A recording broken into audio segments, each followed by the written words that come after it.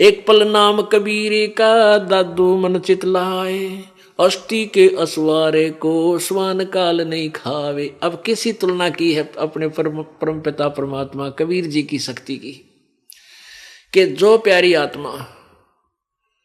जो पुण्यात्मा परमात्मा कबीर जी की शरण में आगे हैं पूर्ण संत के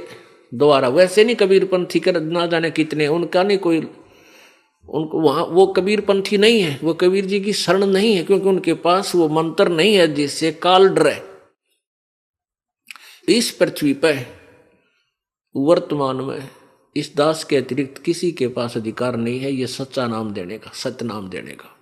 और सार नाम देने का, और ये ज्ञान किसी के पास नहीं है, ना कबीर पंथियों के पास है, औरों के पास तो होगा ही कहां। तो इसके अतिरिक्त किसी के पास भी ये नाम नहीं। तो इस नाम की कितनी महिमा है,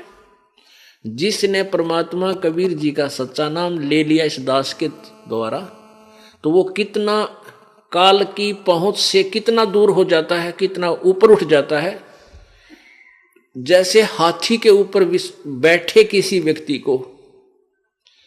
और कुत्ता हानि नहीं पहुंचा सकता, हाथी पर बैठे हुए व्यक्ति को कुत्ता श्वान कुछ भी हानि नहीं कर सकता, वो चाहे बेशक भौंकता रहे।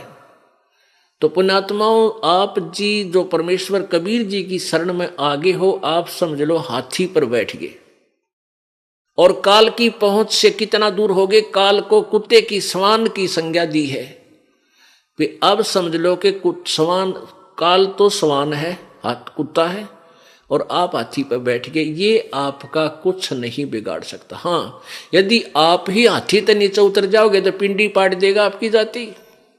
हाथी से उतरने का अर्थ है कि आपने यदि नाम तोड़ दिया,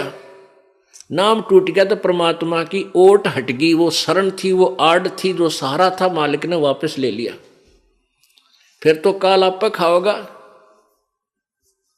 तो इसलिए परमात्मा को हमने समझना है, उसके ज्ञान के आधार से हम